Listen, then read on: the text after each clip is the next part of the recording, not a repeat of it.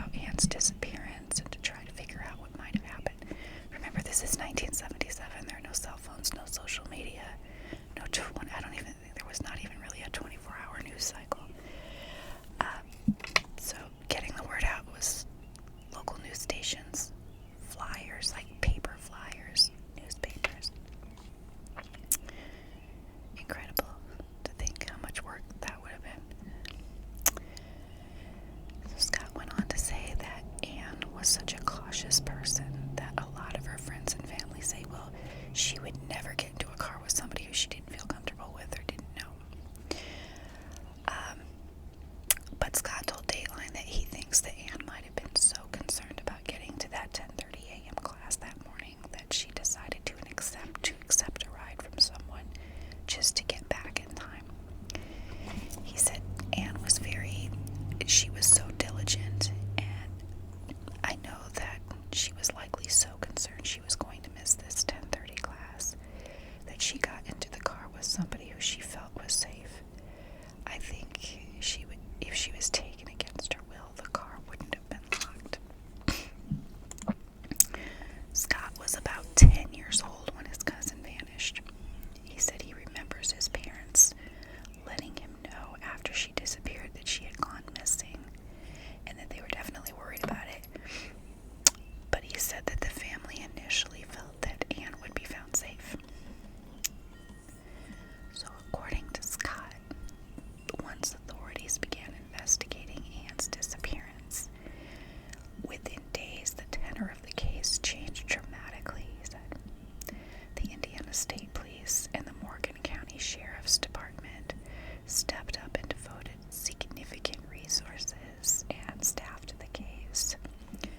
Scott said they conducted a road check near the area where Anne's car had broken down. They actually brought the car back and stopped vehicles along the way and asked them if they had seen this vehicle a week ago or if they had seen Anne or anyone engaging with her. With no cell phones or internet, the community continued to make flyers and distributed them throughout central Indiana along State Road 37. Scott told Dateline his cousin's disappearance even sparked national interest and attention. He said he thinks her story was eventually featured on NBC Nightly News, which I think it was. I think I did see a 1977 clip of that in digging around about this case.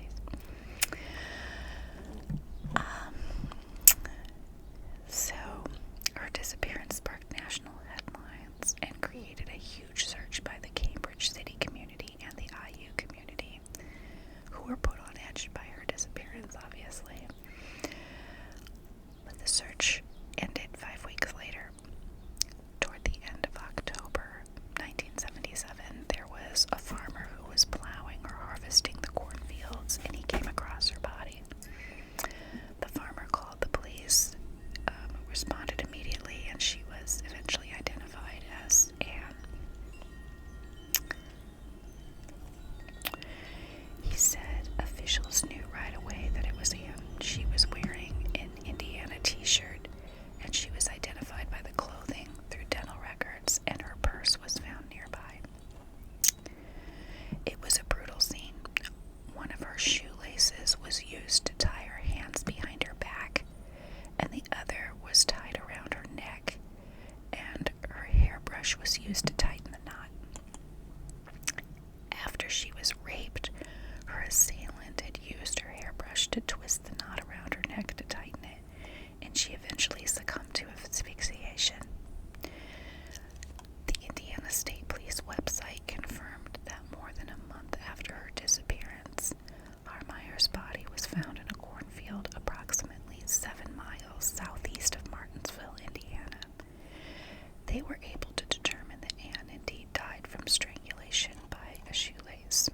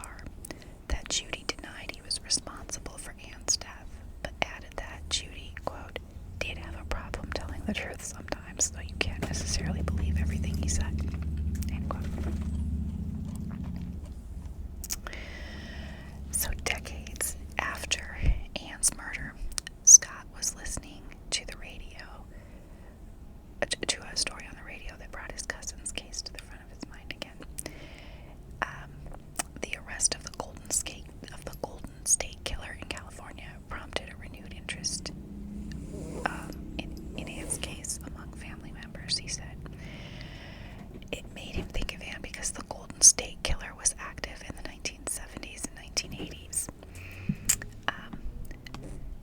And he was arrested in 2018. The Golden State Killer was Joseph D'Angelo, and he pled guilty to 13 murders, among other charges in that case, and he's now serving life in prison. And Scott said if that case could be solved after so long, why not Ann's? And he's right. So that's what prompted him to reach out to the Indiana State Police. Scott told Dateline that he filed a Freedom of Information Act request for Ann's case files, but the request was denied because the Indiana State Police said the case was open and active. He went on to say, so as you can imagine, following more than 40 years without an arrest, my family was devastated. The state police had told us that because no one was officially charged in the killing, in Ann's killing, that it was technically still open. So Scott told Dateline that he decided he would look into Ann's case as much as he could, even without those reports. He even told his colleagues at a public affairs agency in Chicago about it. Hannah Warren was one of those colleagues. Hannah said that one day Scott came into work.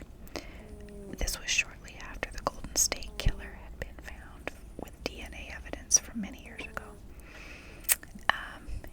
Hannah said we were all sitting around at lunch one day, and he was like, I'm going to solve my cousin's murder. Hannah said she thought Scott was joking at first, but she quickly realized that he was serious. And she said immediately she wanted to help him. So they got together and they built a social media campaign, and that continues to this day. Hannah helped Scott create Facebook, Instagram, and X, formerly known as Twitter accounts, and those sites are dedicated to finding out who killed Ann. It was told from Ann's point of view, these accounts. And Hannah said it's rather cheeky. She said it's rather different, which I think makes us stand out. And indeed, if you go to those sites, they are kind of flippant, I guess. I don't mean it in that way, but check it out for yourself. As a side note, sometimes I wonder if families... What the hell was that? Did you hear that? It's a big noise. Sorry about that. Alright, I digress. Sometimes I wonder if families of murder victims don't like ASMR takes on their loved one's murder. I wonder, do they think the whispering is fetishy or strange? In this case, I think, given what I've seen of the social media pages that Scott has for Ann's case, I don't think he'd mind this being done in ASMR. Check it out for yourself, you'll see what I mean. So, one second. Sorry, it's rather loud here. Okay. Hannah said that the cheekiness of the social media campaign has been off-putting for some people. But she said that's okay. She said some people have liked it and some people haven't. But no matter what, it's gotten them talking. So that's how I feel about true crime ASMR now too. It gets people talking. It gets the case before more people. So Scott goes on to tell Dateline that this year is going to be the 48th anniversary of her murder. It's been a long time. So individuals who have knowledge about her case or possible suspects, they're likely either dead or in poor health, don't remember. So that's why he thinks it's so important to start to spread the word again about this case. He said it's our best bet is to raise awareness about her death and to get people to start talking and remembering and to hopefully come forward with some new information